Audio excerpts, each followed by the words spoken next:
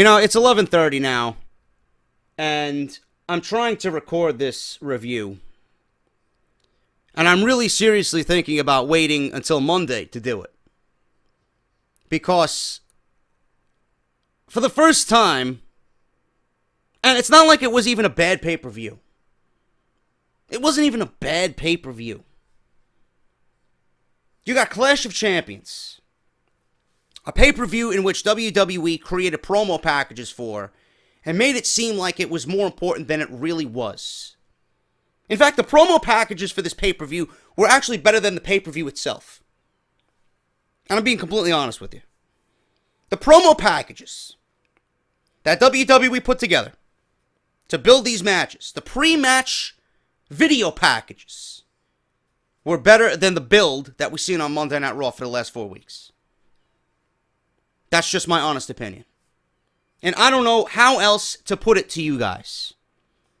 Going into this, it was not important. Clash of Champions was not made to feel important.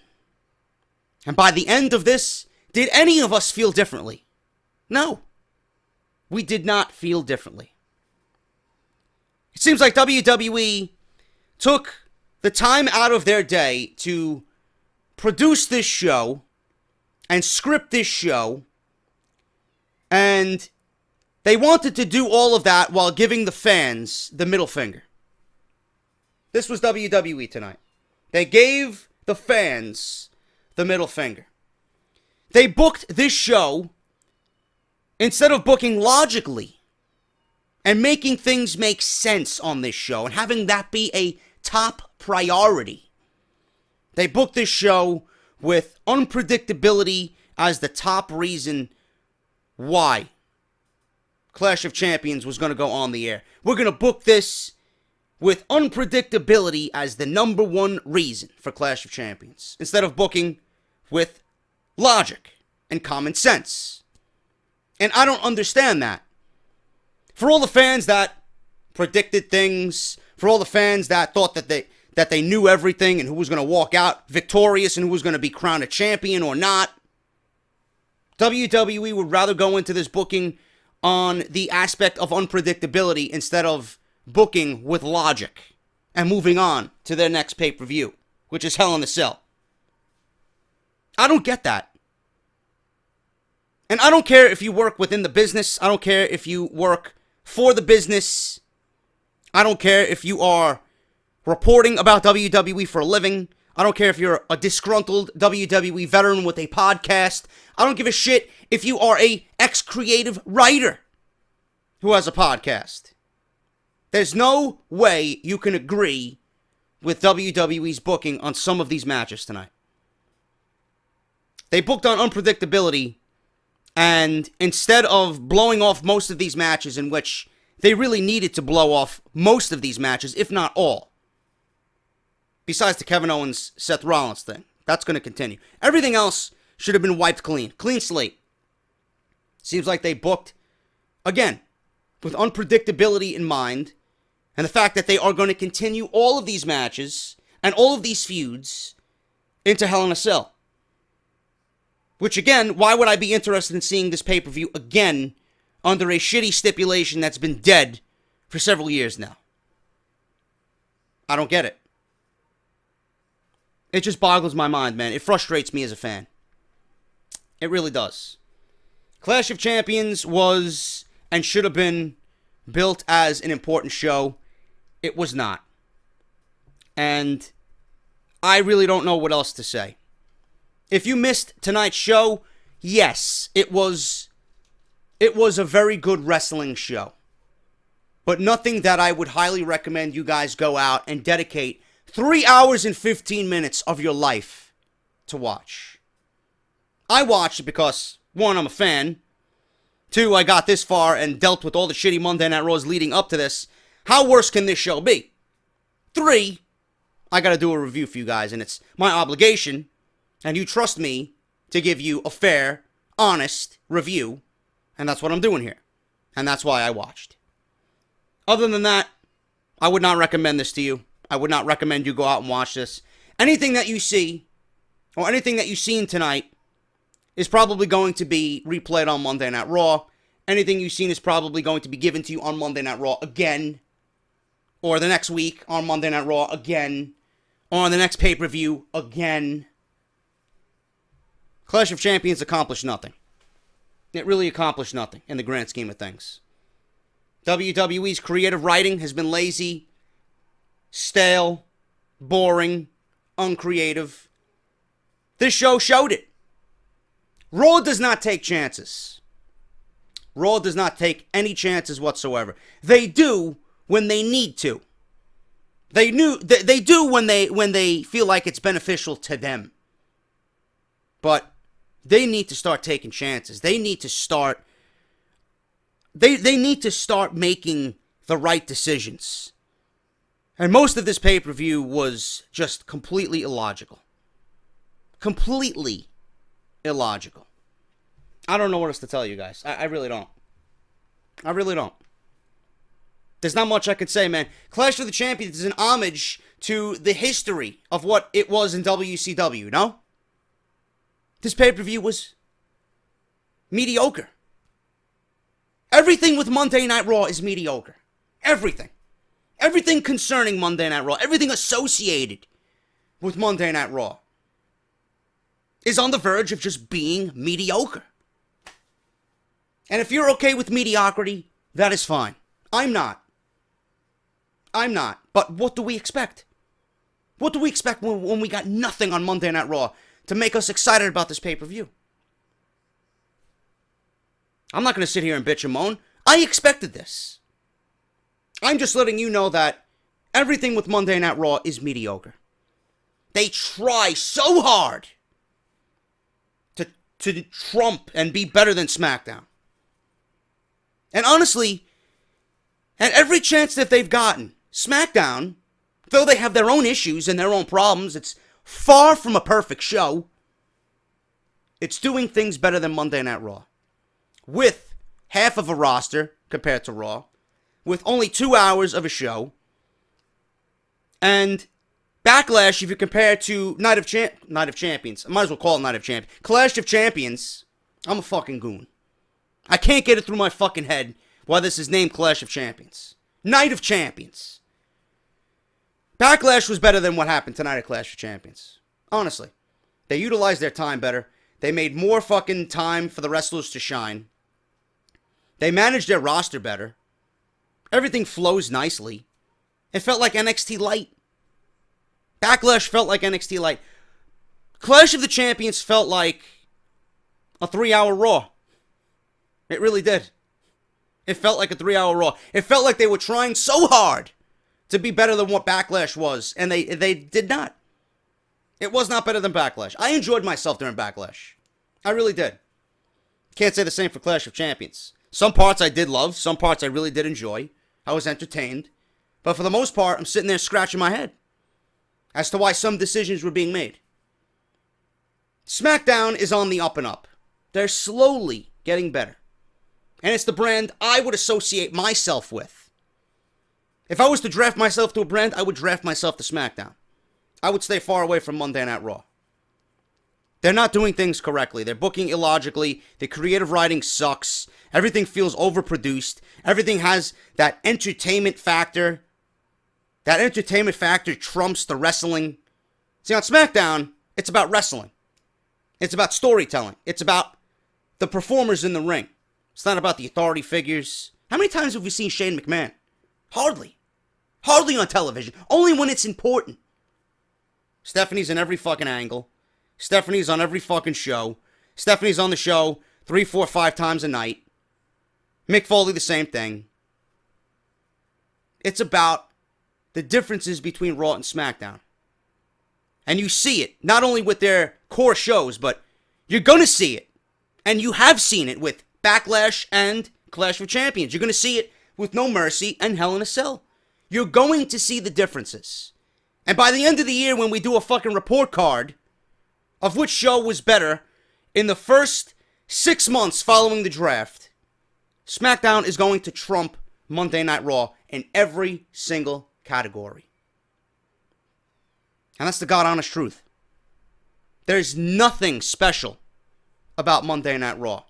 There was nothing special about Clash of Champions. Nothing. You figured with a pay-per-view that they hyped, with all the titles being on the line, it would feel important. Like I said in the beginning, when the video packages are better than what we've been given for 5 weeks on Monday Night Raw to hype these matches, that is a fucking issue. There's an issue with that. And if you don't see that, maybe you shouldn't be watching the program.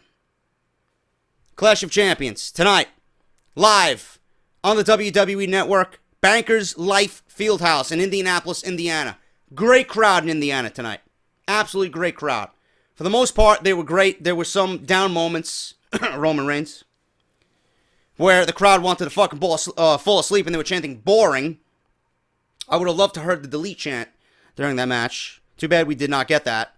But for the most part, Indianapolis was a great crowd. They were alive. They cheered. They were excited. They knew what they wanted to see. They knew what they didn't like. They knew what they liked. All in all, great crowd. Very proud of you guys. Thank you very much for keeping us awake at home in what could have easily put us to sleep. The pre-show, Alicia Fox versus Nia Jax. No surprise here. Nia Jax wins with a Samoan drop, 4 minutes and 56 seconds. Alicia Fox did take Nia Jax off her feet a few times in this match, but you knew what the end result was going to be. Nia Jax eventually got the win here for the pin. Samoan drop, 4 minutes and 56 seconds. Nia Jax is going to be, sooner than later, the next challenger for either Bayley or Sasha Banks. Whenever Charlotte relinquishes that title to either Bayley or Sasha Banks, Nia Jax will be there. And that is going to be their first challenger. And at that point, how do you make her lose? If you built her up this far, and you built her up to be this dominant, how are you going to make this woman lose when she gets that first opportunity at the Women's Championship? But don't worry, WWE's got it in the bag. WWE's going to creatively give us something that makes sense, right? Sure. I trust them completely to give me something that makes sense and to make Nia Jax continue to look strong, right? God only knows Nia Jax will go into a Women's Championship match after all this momentum that they've dedicated to give her for 3 months now. Like that, it'll be wiped away. They'll make her tap. They'll make her take a pinfall to either Bayley or Sasha Banks. I'm expecting it. That's the fucking dilemma WWE's going to have to come across eventually. They're going to cross that bridge when they get there. And I think they're going to fucking sink when it comes to that situation. That's just my honest opinion about that. I've been wondering this, and I was thinking about it tonight when I watched the match. How is WWE going to present Nia Jax as a threat to the Women's Championship? I don't think she's going to get Charlotte anytime soon. I think it's going to be one of the faces. I think it's either going to be Sasha or Bayley. And at that point, how do you make this woman lose? Why would you make this woman lose? 3 months is a long time. 3 months is a long time of our time to watch this woman drop every woman that steps foot in the ring with her. You're just going to have her lose her first opportunity at a big name, at a big title match? I don't know how WWE is going to fucking weasel themselves out of that situation, but I don't think it's going to happen. So, that's just my thoughts and opinions on that, to be quite honest with you. The show opened with what I thought was going to be the Cruiserweight match. Fuck me. Already down 1-0 in the Wrestle Rumble poll. One of the questions was, which match opens the pay-per-view? Well, fuck me for being a smart wrestling fan. Figure the Cruiserweights will fucking open the show. No, the Tag Team Championships open the show. Now, I understand why the WWE probably went with that decision. You know, the New Day is great. So it's the start of the show. The crowd's hot already. They figured, you know, everybody's going to go crazy for the New Day and their antics and their fucking catchphrases and all this other fucking crazy shit that they do. So I understand why they did it. But logically, the Cruiserweights should open every pay-per-view. Every fucking pay-per-view, the Cruiserweights should open. Because they are in a division that's fast. They're in a division that gets the energy going for the rest of the show. And it just makes sense, man. Every other fucking Cruiserweight division that we've seen, they open Nitro, they open Raw, they open this, they open that, they open pay-per-views. It's the quintessential start of the show to see cruiserweights go at it, flying all over the place, getting the crowd hyped and excited. Follow that. Give those guys 20 minutes and let the other guys on the roster, the other matches, try and top that. That didn't happen. What did we get? We got a 7-minute tag team title match. And I was shocked. I thought Gallows and Anderson were going to win this match. They came out looking like two men I've never seen before. They've been booked so horrifically during their time in the WWE. Anderson and Gallows came out literally destroying the New Day. And what happened? In the end, we seen the midnight hour to Carl Anderson at 6 minutes and 38 seconds. They lose again on pay-per-view in a big match situation for the tag team titles. They're better off going back to Japan. They're better off going back to Japan and saying, you know what? Fuck the WWE. There's no reason for the New Day to win this match. There really is none. Now, some of you were telling me on Twitter that tonight was day 399 of their title reign. Maybe they lose on Monday Night Raw in day 400. Maybe they wanted a nice even number for the New Day. Maybe they lose it on Monday Night Raw. But the way Carl Anderson and Luke Gallows look tonight, I mean, tonight would have been the perfect opportunity to take the belts off the New Day. And another thing that ran through my mind is Demolition has the reign for the longest ever at 449 days. Will the WWE even attempt to push the New Day into that type of category? It would be a fucking travesty. Not taking anything away from the New Day, but I think I speak for the old guard. The New Day is not Demolition. The New Day cannot hang with Demolition.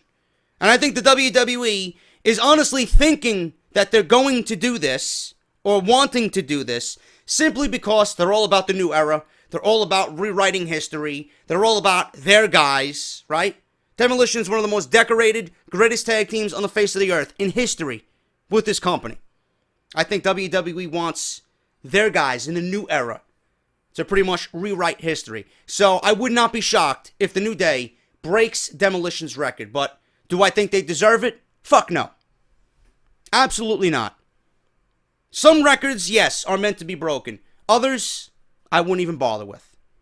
The New Day is not Demolition. They're not in the same league as Demolition. And the simple fact that the New Day continues to cheat every single fucking match already is diminishing, slowly but surely, their credibility as tag team champions in my eyes. Every fucking match, every result that is a New Day victory is the same thing. Every fucking victory. How can I take them seriously if they're going to cheat and use the three-man advantage every single time? I don't fall for that, man. It's cheap. It's cheap, and I don't like it. Tonight, Gallows and Anderson should have won the titles. It's about time the New Day reign ends. But WWE, again, booking illogically. They'd rather book on unpredictability than logic. How many people had Gallows and Anderson winning this match? I think a lot of people did. They just felt like the time was now. It's time. WWE said, you know what? Fuck the fans. We're going to book on unpredictability. Nobody's expecting the New Day to walk out of this match, so we'll just give it to the New Day. That's exactly what they did, and that's exactly what happened. Midnight hour to Anderson, 6 minutes and 38 seconds. Still, your tag team champions, the New Day. Cruiserweight Classic should have opened the show. Nah, they just put it second. TJ Perkins versus Brian Kendrick went 10 minutes and 32 seconds. TJ Perkins retains the Cruiserweight Championship. One, or I should say, a few noticeable things here in this match. Number one, TJ Perkins' Cruiserweight Classic theme has been changed. I don't know whether I was watching a Cruiserweight match between Perkins and Kendrick, or I was playing Mega Man 2, battling Metal Man. I don't know. Don't know what the fuck they did. Don't know whose concept that was. But he came out with some video game graphics on the fucking Titantron, on the big screen, said max health across the fucking top of the fucking screen, and then it had a health bar hit points. I mean, what am I watching here? Am I playing Street Fighter? Or am I watching WWE? Listen, if I'm going to pick anybody in Street Fighter, it's going to be Ryu. Can't beat a fucking Hadouken. And you can't beat the fucking uppercut. Can't beat him. But I don't know whose idea this was to change TJ Perkins' theme. As of right now, what I'm gauging, it's 50-50 between everybody. Most of you people liked it. I'm not feeling it right now. It might grow on me. But I think TJ Perkins doesn't need that type of identity. I don't know if he's a gamer. If he's a gamer, fine. If he's a gamer, if he's a geek, if he's one of these fucking nerds out there that's going to attend Comic-Con everywhere across the United States, then it's okay. But as far as I know, TJ Perkins is not a gamer. Maybe he is. I don't know. But the theme song, I'm very disappointed that they changed it. I enjoyed his Cruiserweight Classic theme. Kendrick's theme I enjoy. It just fits his personality. It's great. That fucking nice slug guitar riff. It's fucking awesome. But with the Cruiserweight Classic, it was just balls to the wall, unadulterated fucking action, man. You could sit and you can watch two guys who know their craft go out there and give us the very best that they were taught. Cruiserweights on Monday Night Raw already in their second fucking match on the brand. Feels overproduced. I feel like what we watched at the Cruiserweight Classic will never be given the respect it deserves. Brian Kendrick was put in this match simply because he knows the WWE style. Brian Kendrick is the safe choice. Now, if they put Cedric Alexander, if they put Gran Metalik, if they put Rich Swann in that match, I don't think the WWE is going to allow them to fly like they did in the Cruiserweight Classic. Kendrick is more of a ground-based cruiserweight. He can fly when he wants, but that's not his main style of offense. He's more of the wily veteran. He wants to get one over on his opponent. He's sly, using the fucking ring to his advantage. He is a quintessential veteran. Ground-based. He can beat you anyway. He can beat you any way he wants. But with TJ Perkins, he's also one of those guys that's multi-dimensional. He can fly with the best of them. He can fucking wrestle you, out-wrestle you on any given night. He's one of those guys. He's one of those new breed, those perfect breeds of cruiserweight. He can do it all. So this is why I didn't mind this match too much. But the fact that I felt like I was watching a prototypical WWE style match with these two men that had exhilarating fucking contests week after week after week on the Cruiserweight Classic. It's just an injustice to what we've seen with the Classic. This was an overproduced WWE style pay-per-view match. I thought it was bad on Monday Night Raw with the Fatal 4-Way. It was just as bad tonight on Clash of Champions. And being that it was a pay-per-view, I thought the ball and chain would be let loose and these guys could go out there, balls to the wall like the Cruiserweight Classic did for us. But no, it was overproduced Monday Night Raw garbage. And I don't like the direction of the Cruiserweights right now. This was probably one of the highlights for me of this show. But if you're going to restrict these guys from doing what was so special in the Cruiserweight Classic, you're already damaging the division. Let these guys go. And let Mr. Mega Man over here, TJ Perkins, show what he showed us in the Cruiserweight Classic. Okay? I don't know what the fuck's with the theme, but obviously he wins the match. Knee bar, he beats Kendrick. At the end of the match, they were about to shake hands, and Brian Kendrick completely turned heel. He goes for a handshake, turns it into a headbutt, and levels the champ, lays him out. And the best thing about this match, I will say this. The best thing about this match is when TJ Perkins was about to be interviewed before the headbutt, the JD from NY 206 sign, Team JD sign on the blue fucking construction paper, or what, the blue fucking poster board, was fucking beast. If you are listening to me, if you're home listening to me, if you're riding back from the arena listening to me, I want to say personally, thank you.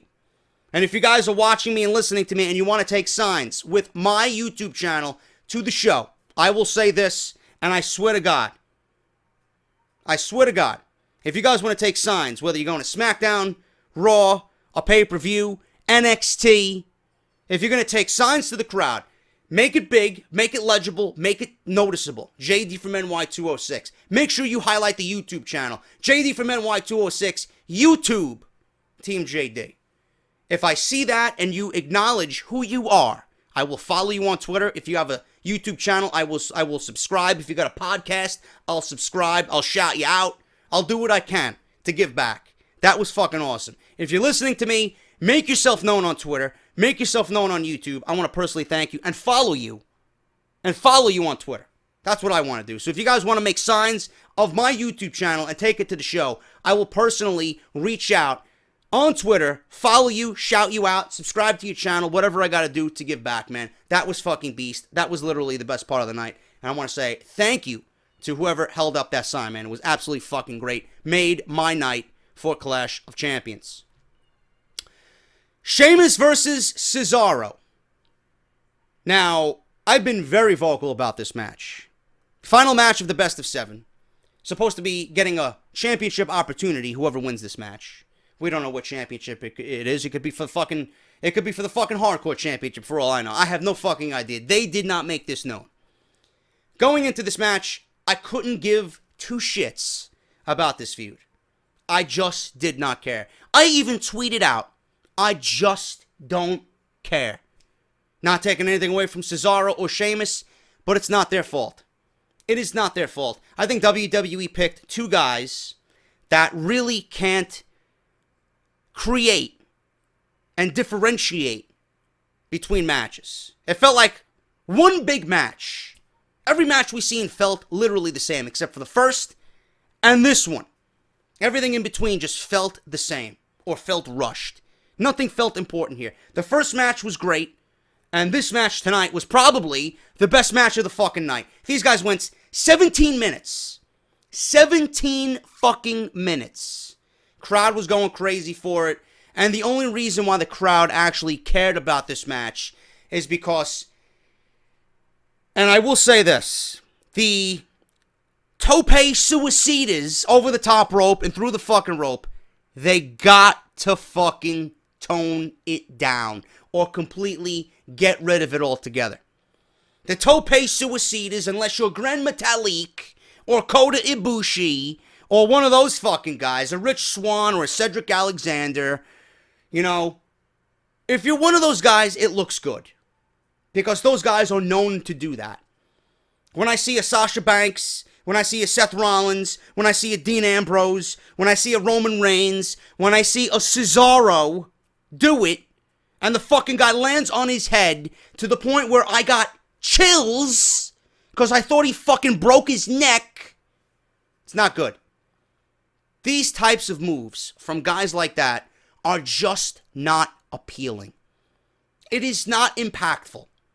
It's done nothing to get a cheap pop from the crowd because they couldn't do that with everything else that they did in that match beforehand. I don't appreciate someone risking their fucking life for a best of 7 series for a championship opportunity that we don't know of.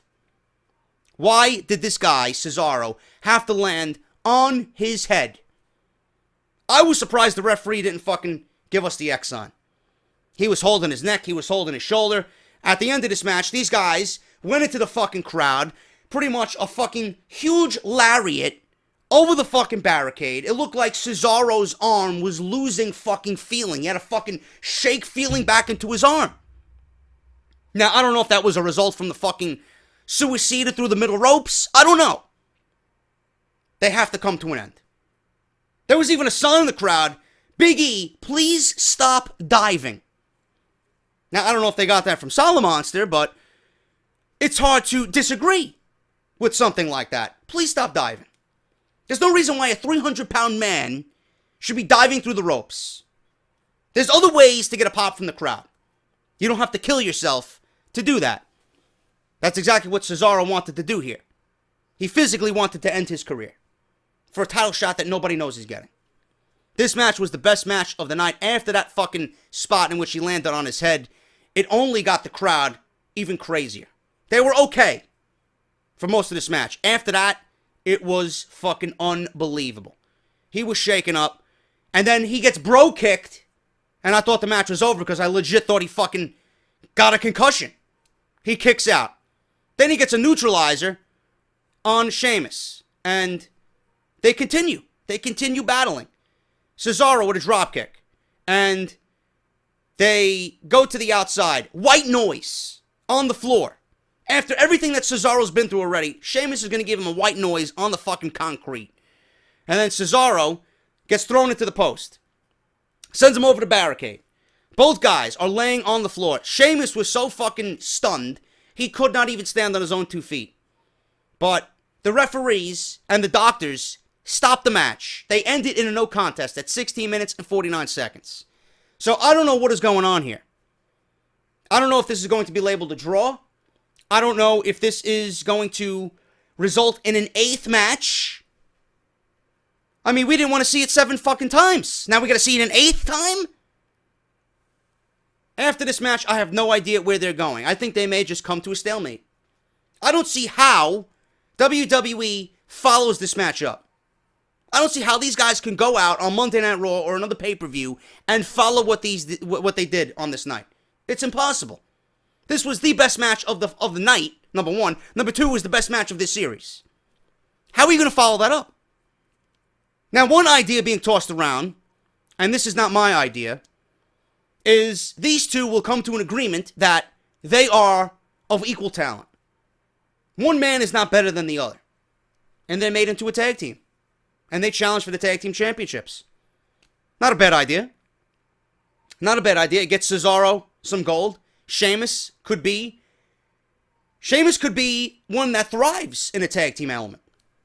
I don't see him going anywhere as a singles guy. I think his time as a singles guy is pretty much done. I don't know where he goes. If this is truly the end for this series and this feud, I don't know where Sheamus goes. We talked about Cesaro possibly going to SmackDown via a trade. Maybe these guys do end up as a tag team. I have no fucking idea. But what they did tonight, I figured WWE gave us the ending that they gave us tonight to get the crowd even more amped. I thought they were legit playing off the feeling of the crowd. And they were calling an audible. I thought all this dramatic bullshit at the end of this match, they were eventually going to let these guys battle it out and continue the match. That's the way it should have gone. That's what they should have did. The crowd wanted it. And WWE didn't give us what we wanted. Ends in a no contest, 16 minutes and 49 seconds. Match of the night. If there's probably one thing from this night that you guys should go back and watch, it is that match. You got to watch that bump from Cesaro. Landing on his head, absolutely fucking scary. Both of my brothers had their eyes wide open when that happened. The replay didn't even help, man. It was fucking nasty. And they got to tone down the suicidas to the ropes, man. It's not appealing. It's not impactful. It does nothing for the match but garner a cheap pop. There's other ways to do that. You don't have to risk your fucking life and career while fucking getting a cheap pop for a meaningless match, for a championship opportunity that we have no idea what championship it's going to be for. Ends in a draw. Where it goes from here is anybody's guess. I don't know. That's my opinion on that. Sami Zayn versus Chris Jericho. This match went 15 minutes and 19 seconds. Really nothing all that special to this match at all. Sami Zayn comes out, and I usually say the same thing every time he comes out in a big match situation. Sami Zayn has Universal Champion written all over him. I just feel like sooner than later, this guy is going to have a Daniel Bryan-esque moment, and it's going to be monumental. Sami Zayn, going into this with Chris Jericho, had absolutely no build for this match at all. The one thing that built this match was that he had a cell phone smashed over his head on the highlight reel with Chris Jericho. So this leads to a match. Now, I understand Chris Jericho wants to work with the younger, newer talent on Monday Night Raw, and God bless him. God bless him. But WWE, going into this, I figured would give Sami Zayn a victory. Now, some are saying, you know what, Chris Jericho is one of the hottest things on Monday Night Raw. But we all know, and it's been very well documented, that Chris Jericho is leaving Monday Night Raw to go record another Fozzy album. And he's going to be away, and then he's going to tour, and he's not going to be back with the WWE until late in 2017.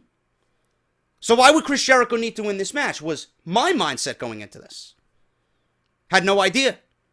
Had no idea what they were thinking. But again, like I said in the beginning, WWE would have rather booked tonight on unpredictability and being illogical than making things make sense. That's exactly what they did here. Codebreaker to Sami Zayn. Beats Sami Zayn, Chris Jericho does, in 15 minutes. I mean, I even said it on Twitter, and most of you agreed with me. Some of you did not, which is fine. I understand Chris Jericho is the best thing on Monday Night Raw, but that doesn't mean he needs to be gaining victories over guys like Sami Zayn. I understand that, but Chris Jericho is leaving. I doubt we see this match again on a pay-per-view. And if we do, it would make no sense. We didn't want to see it to begin with. This is a Monday Night Raw match. A Monday Night Raw match at the 10 o'clock hour that gets the crowd excited. This is not a pay-per-view type match. Not yet, anyway. They were fighting for nothing. They were fighting off literally no build. Sami Zayn looks great in every fucking match. How many matches has he won lately? I can't remember. I think the last match I actually seen him win was against fucking, what's his name? Jinder Mahal on Monday Night Raw. But who the fuck is Jinder Mahal? Sami Zayn needs victories. Sami Zayn needs victories over established men. How can you create new stars if you do not let the stars of old, if the stars of the past are still winning matches, how are you going to build new stars? I said this on Twitter, exactly. How are you going to create new stars if you're always going to pander to the old stars of the past? Jericho's still in great shape, but he is a veteran. Jericho was supposed to be back to put younger talent over. Why isn't Sami Zayn going over in a match like this? I don't give a shit how hot Jericho is. A win over Jericho for Sami Zayn would have gone a long way. And don't give me the bullshit, well, Jericho's hot, they're going to book a rematch anyway, Sami will get his revenge. No, fuck that. Fuck that. Doesn't matter how many times they fight, Zayn needs to win. Simple. How many wins has he got lately? Not many. He needs to win more than Jericho does, no matter how hot Jericho is. Sami Zayn is going to be a future piece to this company. Why he's not gaining momentum is bullshit. And again, don't give me the fucking reason, oh, well, Sami Zayn's got nothing to do. WWE creators got nothing for Sami Zayn. Whose fault is that? So Sami Zayn's got to fucking be punished? And Sami Zayn has to suffer because of WWE's lack of creativity and storyline direction for him? If you're not going to use him correctly, put him on a brand in which he will be used correctly. I wouldn't mind seeing Sami Zayn versus AJ Styles for the WWE title. Give me a break. Sami Zayn needs to start winning. He's getting into that Bray Wyatt level. And you don't want that to happen. Jericho wins with a code breaker. Doesn't make sense, but it is what it is. Raw Women's title, Charlotte versus Sasha versus Bayley. These women went 15 minutes and 32 seconds. The idea of these fatal four-ways and triple threats have been shoved down our throats for the last couple of months. It's nauseating. Honestly, it's very nauseating. But the psychology of the match tonight was something of a takeover special. It would have made a takeover special proud. There was botches here and there. Obviously, shit's going to happen when you got 3 competitive women that want the spotlight in one match, especially on the main roster. But going into this, Sasha was guaranteed her rematch with Charlotte. Then they introduced Bayley. Then they had, I don't know whether it was an unplanned finish or it was actually planned. Nobody fucking knows. To me, it was unplanned. I thought it was a fucking botch on Monday Night Raw. Bayley and Sasha both pinned each other. They didn't make mention of it when it happened. They said, you know what? Sasha won. Sasha's going to go on to fight Charlotte. They even had the promo packages to boot. Sasha versus Charlotte for the Women's Championship at Clash of Champions. So then the next week, following that match happens, and then they talk about, oh, well, you know, Sasha and Bayley both had their shoulders pinned. Then they make it into a storyline. But when it happened, nobody said a goddamn fucking word. So obviously they made it a triple threat match. Bayley gets included, being that she was also pinned, and it was not fair. Sasha was pinned, Bayley was pinned. All right, let's make a triple threat match. The psychology of this match was great. Charlotte is great at what she does. She is the dominant female in all of WWE. One of the best moonsaults in the WWE is from Charlotte. Very athletic. I don't mind that she is the champion. I do not mind that she walked out of Clash of Champions retaining the title, and that's exactly what she did. What I do mind is the interaction between Bayley and Sasha. That has to be kept to a minimum. From this point on, we need no more interaction between Bayley and Sasha. WWE is going to drive this into the fucking ground before we get to WrestleMania. And I've stated this time and time and time again. If you're going to fucking shove this down our throats and fucking give it to us each and every week, how is this, your WrestleMania Women's Championship match, going to be important when that time comes? Do you trust the WWE to script a fucking storyline for these women that's going to make you emotionally invested in what they did, similar to what they did in NXT? Of course not. Of course not. WWE tries to present the women in such a great light. Oh, they're equal to the men. They could do what the men do, if not better than what the men do. But they don't script, and they don't build storylines for them that make them come off that way. Everything just feels, oh, you know what? We got Charlotte, we got Sasha, we got Bayley. 3 of the women who spearheaded this revolution. And we'll put them in one match. Doesn't matter what the story is. As long as their names are on the fucking spotlighted card for the Women's Championship, that's all WWE cares about.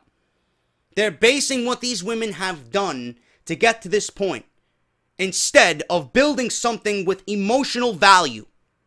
Instead of investing the audience into what these women are doing currently, they're building off their past and history with no story.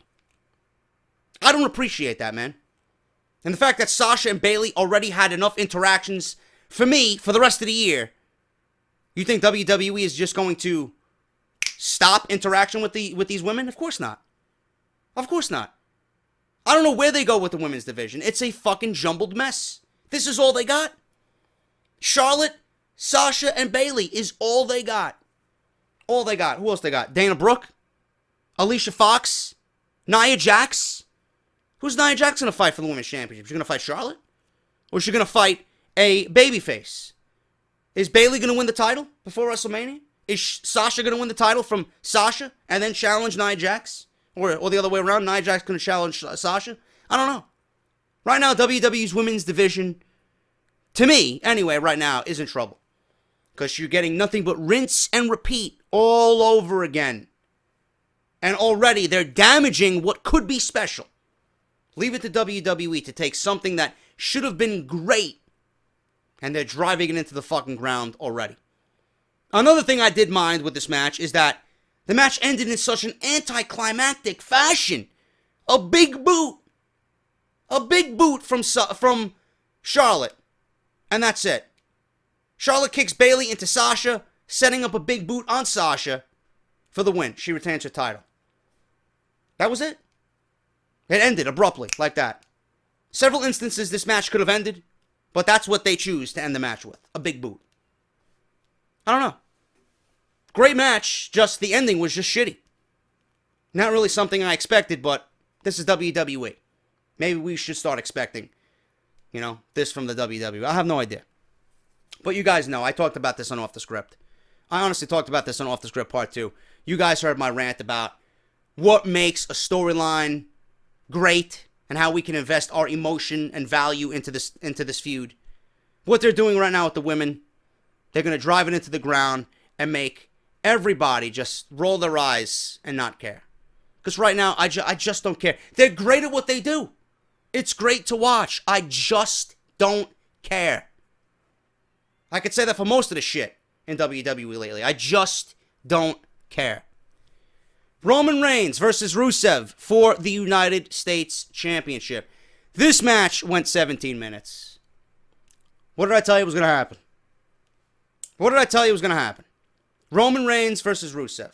Rusev was on a fucking 112-day honeymoon, right? And he was not on TV for a full month, almost. Just about a full month. United States Championship, not on television. Rusev, not on television because he's too busy juggling Lana's tits instead of defending his title. So, I thought, you know what, because of this, Rusev hasn't really done anything with the United States Championship. He's looked decent. He's nowhere near the monster where he should be, but he looked decent.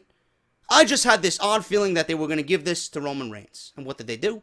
They gave it to Roman Reigns. Now, Roman Reigns, listen, I don't want to make this another Roman Reigns bashing situation, but it is fucking nauseating and predictable to watch Roman Reigns wrestle.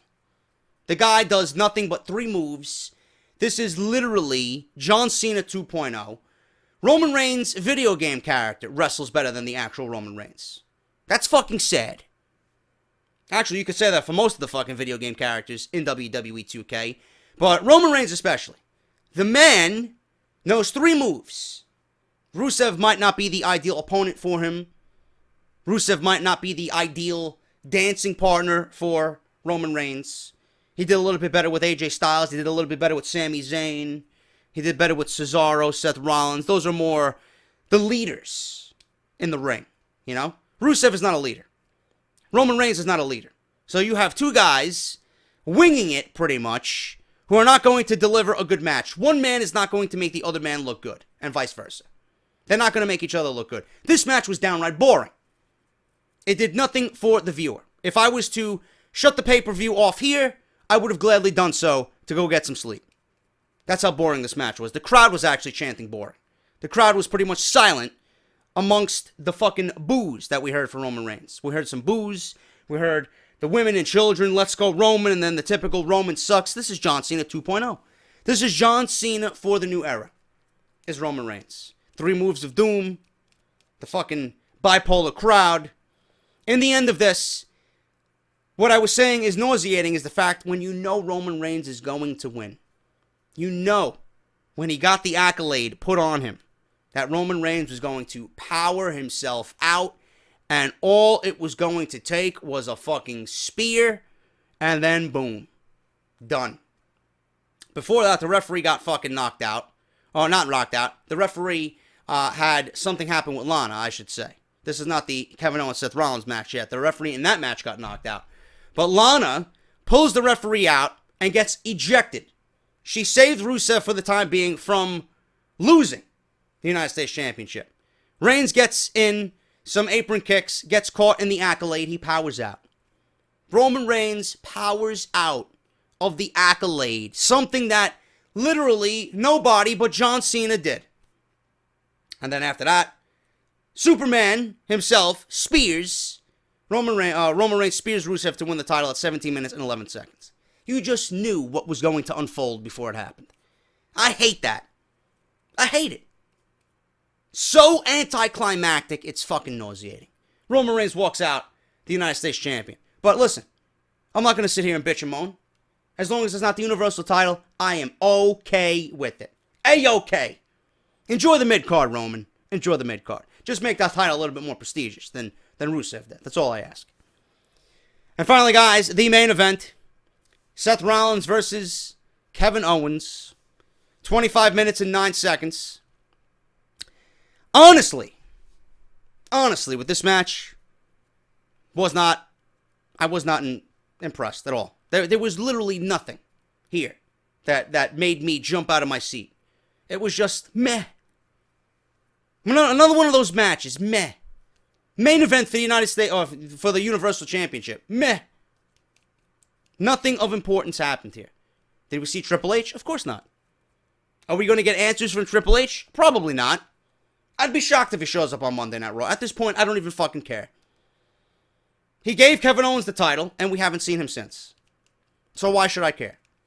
Why? This match was very, very hard-hitting. I will say that. It looked like Seth Rollins was legit hurt in this match. I don't know if he cracked a rib or broke a rib, but there was a gut buster off the fucking top rope. Off the top rope. And I swear to God, the way Rollins landed after that move, no doubt in my mind the guy's got a fucking bruised rib or a cracked rib or something. He held his side for the remainder of that match. At one point, I could have sworn I heard Seth Rollins say something to to Kevin Owens, take it easy. Take it easy on me. You know? You've seen Kevin Owens stalling a little because you knew Seth Rollins was hurt. But Rollins, like a trooper, continued on. He even took a fucking frog splash, which is becoming one of my favorite moves in the WWE, delivered by Kevin Owens. A fucking frog splash by a 280-pound guy off the top rope. No way you can fucking combat that.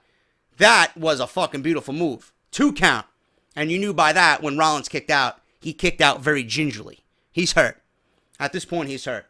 They take it back to the floor. Sets up Rollins on the table. Kevin Owens does the suck it sign as Seth Rollins is laying on the announce desk. The Spanish announce desk, mind you. And he does a backsplash, a senton, misses. He goes through the table. Back in, Seth gets in a frog splash while holding his ribs. You know the guy's fucking hurt. Still doing frog splashes off the top rope. Near fall on Kevin Owens. Rollins throws in his own DX suck it chant. And then a pedigree gets a 2. Now, Chris Jericho comes out and puts Owens' foot on the rope. Jericho is there by ringside to help his best friend.